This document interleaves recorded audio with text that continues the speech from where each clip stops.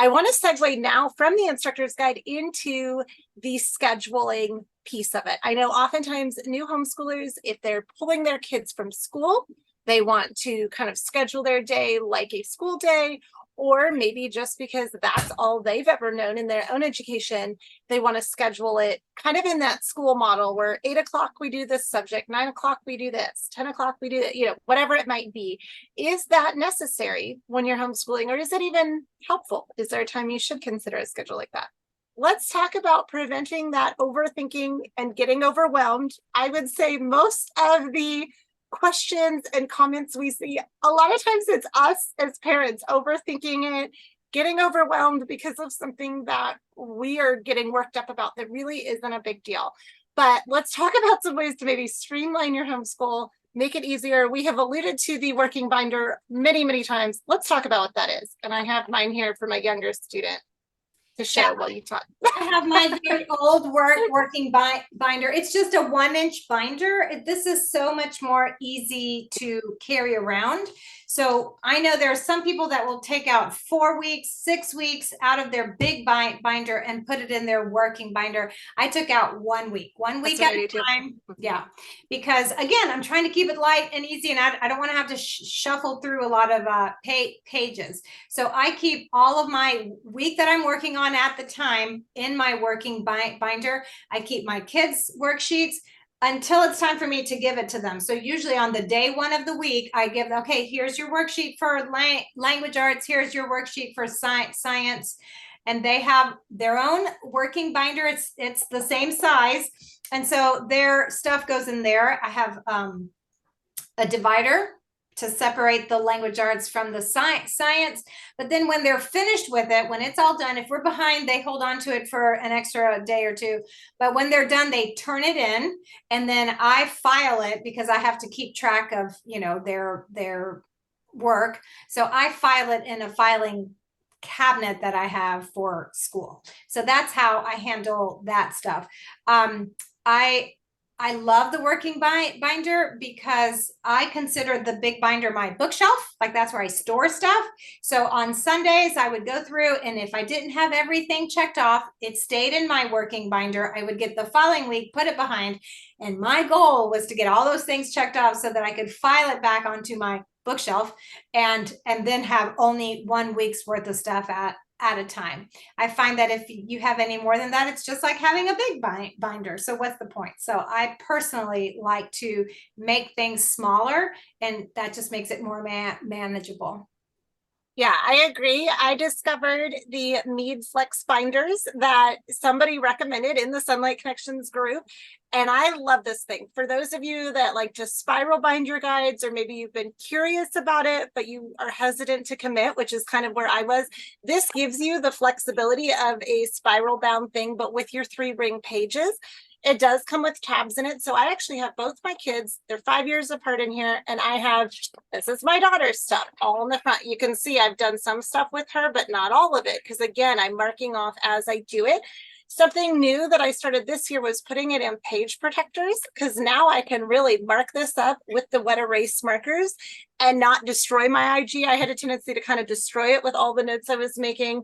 You'll see then back here on my son's page, I've got even more notes on his. I've added things down at the bottom because my daughter being in high school, I'm doing her transcript in Excel, but for him, I'm writing like the grade on his math test down here. And, don't forget extra books. These spots down at your bottom of your HBL page are a good place for you to write in that extra stuff.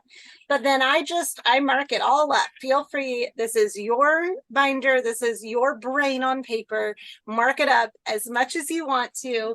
And like I said, in the folder pocket, I've also got his worksheets in there.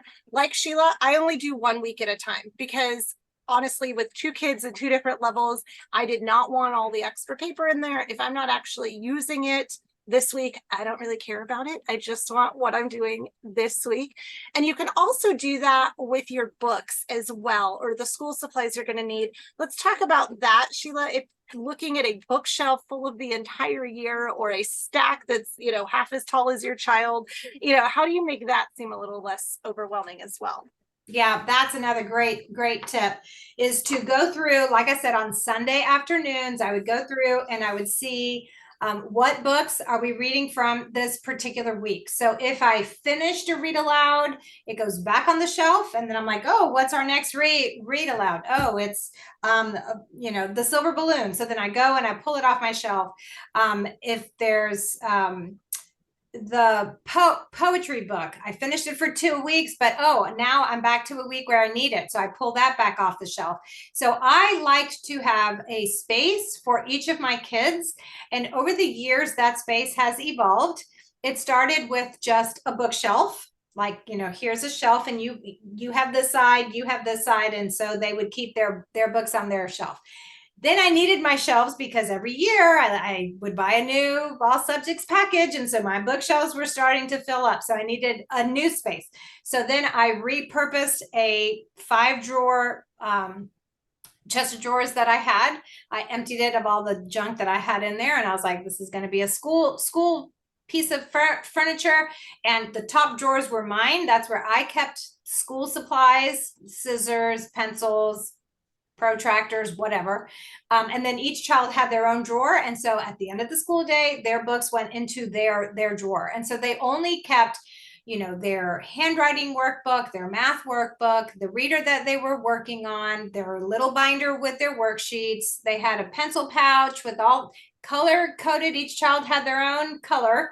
That way, if they left it out, I knew who left their blue pencil pouch out with their blue scissors and everything else. So everything would go back into their drawer. It kept the house neat, and I could tell whose stuff was out if they didn't put it up.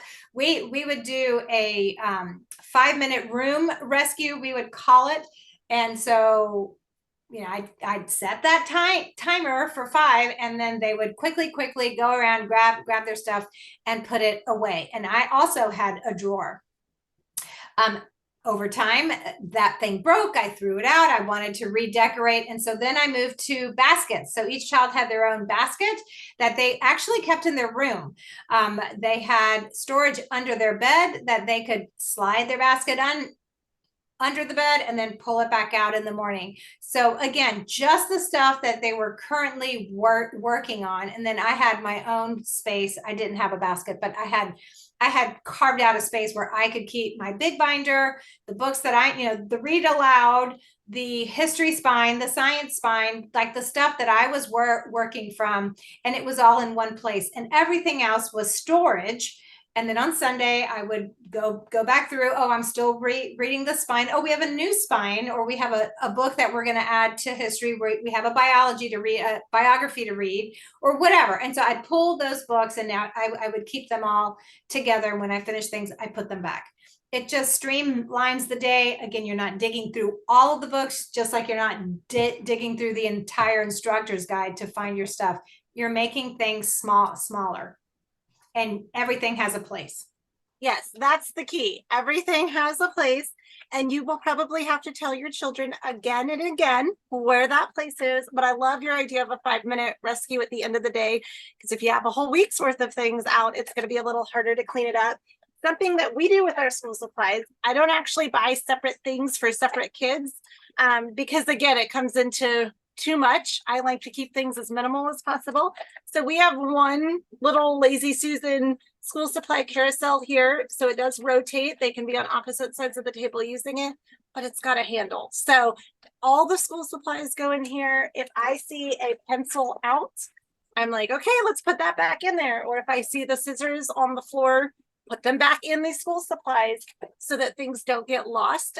Because so we are currently traveling in our RV and we have a much smaller space, but when we were in our house, all the pencils would disappear to kids' bedrooms. And I would be like, I just bought a new pack of pencils. Where are they? And it was because the kids were working on things in their room or writing stories or whatever. And so now, it's a little easier in the RV because I see it out. But even when we get back home, I will be saying, go get all the pencils. We're down to 2 pencils. Where are they? Put them back in the school supply bucket.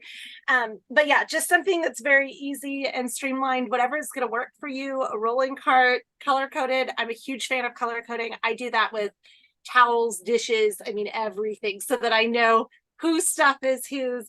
But all of those are great options when you're trying to stay organized. And if you've got more than one child, it's going to be easier to figure out what's going on with everybody. Let's talk about, though, the guide is a guide. This is one of the biggest reminders that we have to tell people, no matter how long you've been homeschooling with Sonlight. You've mentioned it too, Sheila, that the police are not going to come and say you're homeschooling wrong. If that happens, call HSLDA.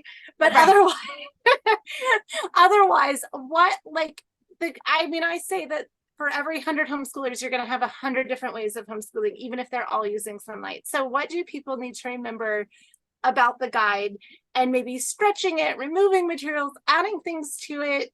What are ideas for people that just feel like the guide is a taskmaster and they don't know what to do? Yeah. So when I first started with Sonlight, I started with a 5-year-old who was in kindergarten, and we did one level per year. So that means that we hit level D in 3rd grade, because there was no K at the time. A was K, blah, blah, blah. So, so we hit level D in third grade. Well, he's a very young boy who I later found out is dyslexic. I didn't know it at the time. And so we hit it. Level D, the readers in level D are full on chapter books. So we went from grade 2 readers, which are pictures, not a lot of text, not very thick, to full on chapter books. And it was too much. Like, he could not do it. So I had to modify. I had to slow things down. I recognized that he needed a little bit more time to mature and to grow into, that level. So for that year, I stretched D and E over 3 years. So we slowed things down. That gave him time to grow a bit. We made some strides with reading so that he could eventually read the chapter books.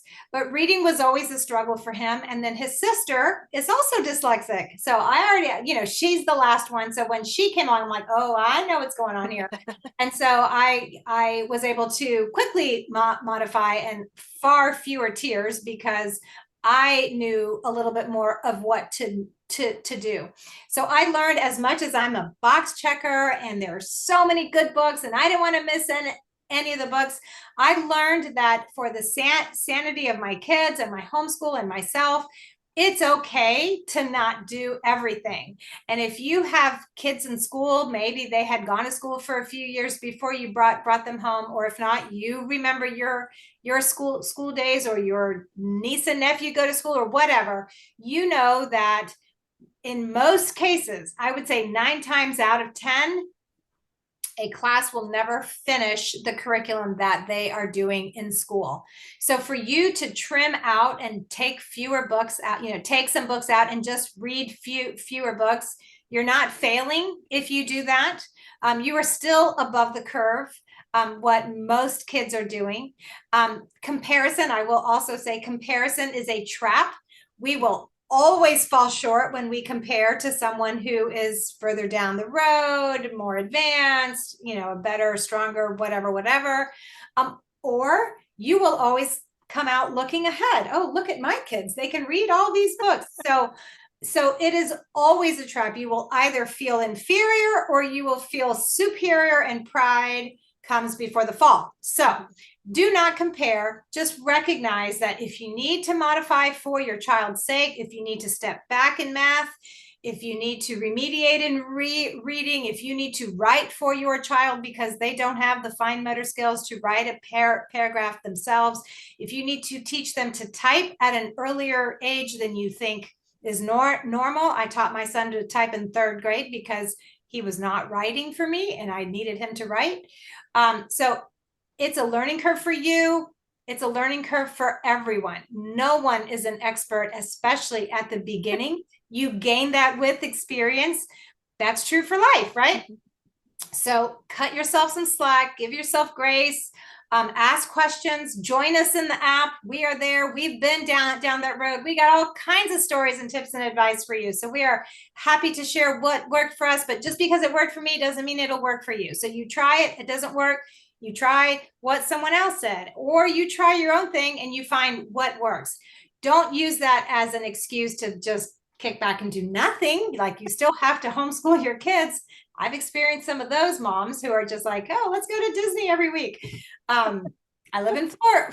Say Floridian, that you we can don't have do that that issue in Colorado. Yeah, exactly. You guys could go skiing every We week. could go skiing, you know, yeah. 6 months out of the year. But you know what I'm saying? So like, don't cut yourself so much slack that you're not doing the work. But when things aren't working, there's a reason for it and you can modify. So I just want to encourage you to not get discouraged if things aren't working. There's another math curriculum out there that may work better. There's another level of readers that may work better. There are fewer books. That's okay. So many books, so little time. That's one of my favorite sayings. And more books keep coming out. So you're never going to read them all. So if you have to cut out 5 of the year, it's not the end of the world. So yeah. Yeah, absolutely. And I think it's a constantly learning process too, right? I know when I started out, my firstborn learns very similarly to the way I learned. She's into the same subjects I am. And so I was like, wow, this is awesome. So easy. And then my son came along and he was a boy. I only had a sister growing up, so I was not used to boys at all. He liked to move. He was way more creative, way more hands-on. I am not a hands-on person. I find hands-on projects to be tedious and boring. I never liked labs, all of that. And my daughter's that way. But my son he learns so much better when he can touch and experience whatever the thing is. So I learned with him, I had to incorporate those hands-on options. I had to find videos on YouTube to show him the places he was reading about. He just learns so much better that way. And that was something that I learned once he got to school age. Before that, I didn't know that. Another great thing, Sheila, you mentioned the Sonlight Connections app. It is totally fine to get in there and say, is this normal? And post whatever you're dealing with, because those are other things I discovered, things that I thought were normal because it was the way I learned as a child. And I assumed every child learned at that same rate and they were good at these things and bad at these things and, whatever it might be. And then you get into the app and you see other families saying, oh yeah, one thing I discovered, kids can read anywhere between 4 and 8, and that is not going to show any impact down the line. Like we all have different developmental rates intellectually, just like we do physically.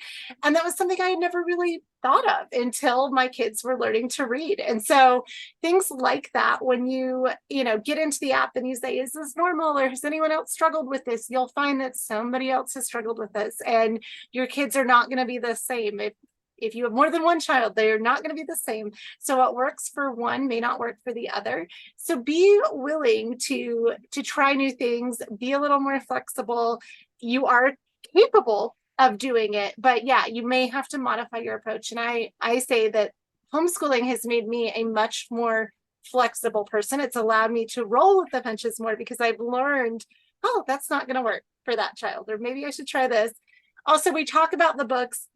We looked, because I was curious a couple of years ago, at the local school to see what their AP honors English requirement was. And I think it was like 7 books. So even if you are doing an elementary program with Sonlight, you are reading way more than what those advanced placement, smart kids in the local school are probably doing. So when you cut some out, 4-day is every bit the rich program as like a 5-day. I know sometimes people say, oh, I don't want to miss out, I need to do the 5-day, but they're overwhelmed. Maybe cut back to 4-day or take out some books. Also, don't be afraid to use audiobooks. We mentioned that earlier. If you feel you're doing multiple levels, you cannot read for 3 or 4 hours a day, use some audiobooks in there. Use a Bible app to read the parent Bible, read it, whatever it may be, just to make life a little bit easier. But yeah, definitely troubleshoot. Can I say of course, something about the audiobooks? So Sonlight doesn't sell the audiobooks, but use your library. Mm-hmm. The library has some wonderful resources for free. I'm absolutely enamored with the library. I'm like coming home with stacks of cookbooks. I'm like, I take this home for free. Like it blows my mind. But the library has, don't feel like you have to buy an Audible book. Those are expensive. I have never once bought an audiobook. The library. So If you don't know what your library offers, go talk to your librarian, find out.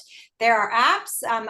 Our library has Hoopla and Libby. You just need a library card, which is also free in most cases, unless you lose it and you have to replace it. But and you can check them out for 2 to 3 weeks, again, depending on your particular library. So whether you use it on your phone, if your child has a tablet, you can put it on their, device that they can listen to.